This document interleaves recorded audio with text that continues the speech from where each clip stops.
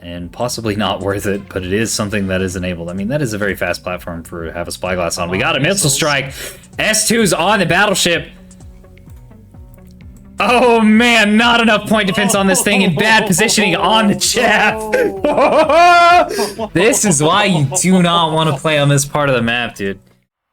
Hello and welcome to Yukon. We were having some chats about strategy in the lobby here. If you want to participate in such things, come on down to the Coliseum. I got a link in the Discord, link to the Discord in the description. If you're just here to watch violence, then hey, good timing. We don't have to sit in the deployment screen waiting for anybody to drop down. We're on a 3K 4v4 on Yukon here. Stack v stack, 3 cats. Black Bat, Lobster, and Vastal on Team 1, Dramus, Pyro, Quintobean, and Subtle Hubris on Team 2, as has been observed.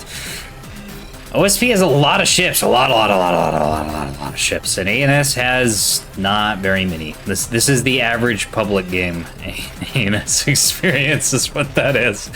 Well, let's start going through these ships. We got Dramus here with what I believe to be a half-cap fleet. It's got a Wing of MNTs headed for the Echo Point, a half-and-half Plasma 100 bulk freighter. 1, 2, 3. So 2 gun shuttles and then 3 nearly naked shuttles. Pyro's got 1 450 bulk freighter with bastions. Nice. Don't see those very often. Supported with a pair of Grazer shuttles. 1 LRT WR tug and 2 gun shuttles for capping. Missiles already out onto the Echo Point. Blind Yub. And it's not gonna pay off. That shuttle can still capture that Echo Point. Very expensive expenditure of missiles there. With no loss from OSP. ANS not really getting either of their naturals since they're limited on ships. Alright, who are we going with? Quintobean. Quintobean has a monitor blob. C90s, container stacks, jamming, C90 T30, T30, C90 T81, T81. Okay. So some jamming, good hard kill, good soft kill. And then oh, actually no VLS1's tubes, so okay soft kill. But strong hard kill, and then lots of C90s, and then have T30 hit plasma. Pretty standard little monitor blob there. So Hubris rocking tug swarm, jam shuttle escort, and an armada of arsenal tugs. Hell yeah! For those that don't know, an arsenal tug is a tug with 2 missile launchers on it. Usually has 2 bulk bags in it too, crammed full of in the form of missiles. Very exciting, very exciting. 3 Cats has 1 single beam missile Axford. Only 3,000 points. We saw the 3.5 thousand point version in the tournament. This is a really cool build. I love beam missile Axford. Not very many people play them these days though, but man, they're so cool. I think, in fact, lately, I think it's just been me, Hunter, and 3 Cats. I haven't seen anybody else break these out in quite a while. Black Bat rocking the battleships. Got some Stonewalls. Got a pair of VLS 46s, 450s all around. Dangerous little build, a backline little build. Fender support, well, maybe a backline. I think it's got a parallax in it. Double CIC citadels in the nose. Okay. Javel updating me on the Australian scene. It's been a long time since my sleep schedule has enabled me to see what the Australians get up to. But apparently Farmers Intel's been doing that as well, which is cool. I like to see the development of different play styles across the different time zones. There are kind of 3 main scenes in Nebulous. That's the Australians, the Chinese. Of course, the people with deranged schedules also get grouped in with the Australians, and then the Americans and Europeans. They intermix a lot because of their schedules. Often are semi-compatible. And 300 ping neb isn't terrible. Yeah, it's actually not that bad. The 800 ping neb is pretty fucking awful, but 300 ping neb is entirely fine. Lobster here with a cat fleet has double beam destroyers, couple spy sprinters. Yeah, those spy sprinters. Oh, because the berthing. These don't take berthings anymore, so you can get away with double plant control center. That's cute. So that is, hey, finally a change that matters for balance. So the berthing has been removed. Crew mechanics have been suspended temporarily until a later date, whenever the old John Nebulous has time to fully implement that.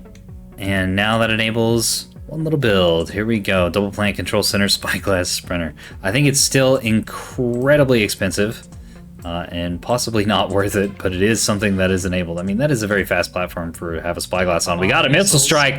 S2's on the battleship. Oh man, not enough point defense on this thing, and bad positioning on the chaff. This is why you do not want to play on this part of the map, dude. Although I think those tugs just like ran at him. It hit so hard, didn't matter. Didn't even matter. He tried so hard, but in the end, didn't even matter. He lost it all. Okay, I'll stop singing. No. Hey, I liked Linkin Park, alright? Don't even give me that. Me too. So we got 2 more nearly cap ships, and then 2 like more standard torpedo gun cap ships. Oh man. ANS is so heavy on the meat. I hope it pays off for them, but I honestly don't see how it can, given how many ships OSP has. Vastal with double 450 Axfords, which are currently on hold fire on top of the map. Ah, they haven't been detected yet. They're moving in. I mean, I feel like not being detected is good. Like, that's what you want to be firing from? I don't know.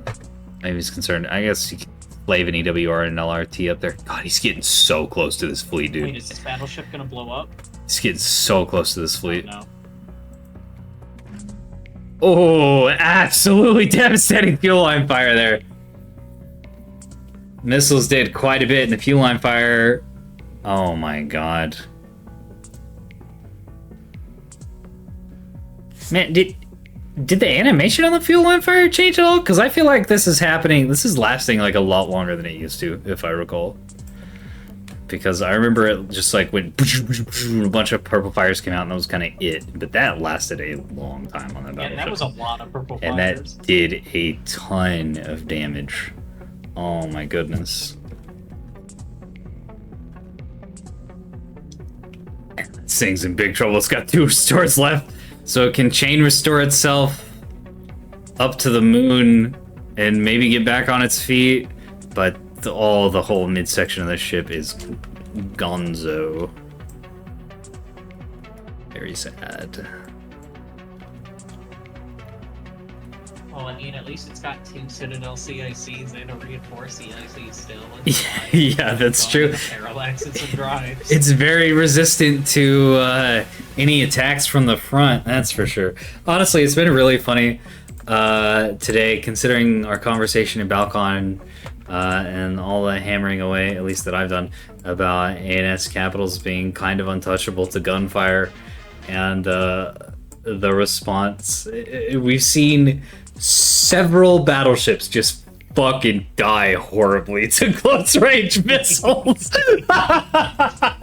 One died to rocket shuttles of all things. It's like, yeah. I mean, that's also quiz. You know, if there's anyone who's gonna get a good rocket strike on a battleship, it's gonna be him. I just like that we've had like 3 days of conversation on this topic, and the best minds offer their opinions, and the players say, what if I just ran at this guy and just shot him in the face with missiles? What if I just did that? It's like, oh, well, okay, I guess that works. Please ignore everything I just said. Oh, boy. Pyro now getting bombed by the double 450 Axfords. This thing is set up for missile defense and does not have much points invested in firepower. Yeah, so it's gonna die pretty horribly to the 450 ship. Another volley of missiles coming out. Looks like it's going after Lobster's beam destroyer at command. They do be sniffing.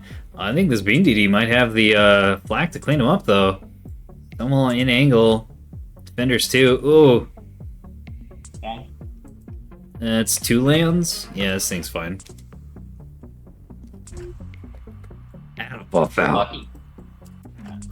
S2H is going after the tugs. They're gonna have to start dumping their missiles as fast as possible. Beam coming after the tugs as well from one of the destroyers.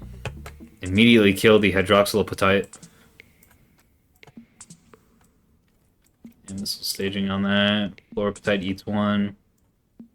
Call me rule. Smack that tug right out of space. There is coming out? a group of tugs down on the Bravo point, though. Looks like, wait a minute, was it not the Arsenal tugs that took down the battleship? Okay, it was. I was about to say, was that like a normal missile volley from the MMT wing? What the fuck? But no. 3 Cats is pushing out over C, and... yeah, this is like unbelievably risky. This is gonna suffer horribly against the Pinnabrick. Gonna dump missiles at them, presumably. Yeah, but I think all the grazers... Beam and S2s. Yes, but all these grazers, dude. There's no way these get through. Yeah, there's not enough. Oh, decoy's out, though. I'll secure it if you get through. Ooh, is those HEKP lands on this thing? Oh, yeah. One of them got kind of damaged. The other barely took any at all. The thruster ate it. Nobody able to secure that alpha point just yet. Both teams staying away from it, afraid of the monitors and the beam overwatch. Good job, Dranis. As always, getting that B-cap. I don't know how he does it. But I swear to God, dude, every time he plays OSP, he gets the B-cap. I don't think he gets the D-cap that much on ANS on Yukon, but... that's harder, I feel like. It is. It is harder.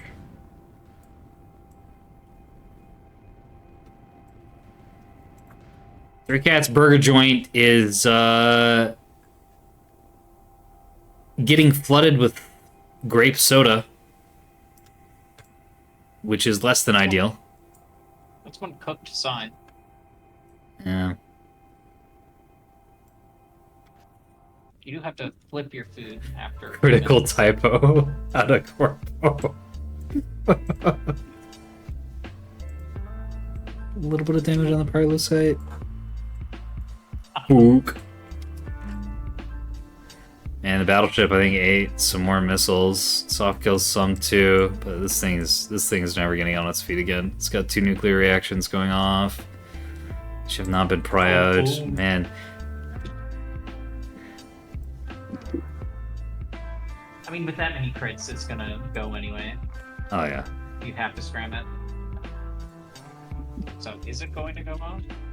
Missile set for the destroyer. You have to scram it in the next 3 seconds.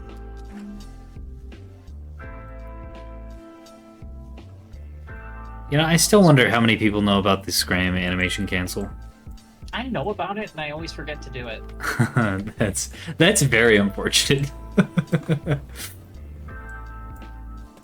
And I guess 3 cats. Scram, but...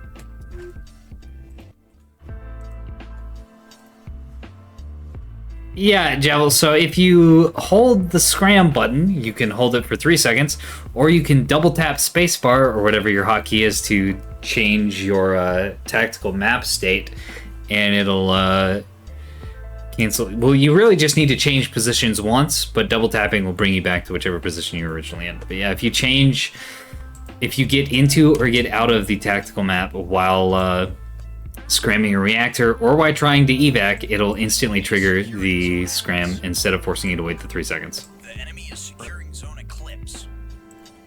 It will save your life.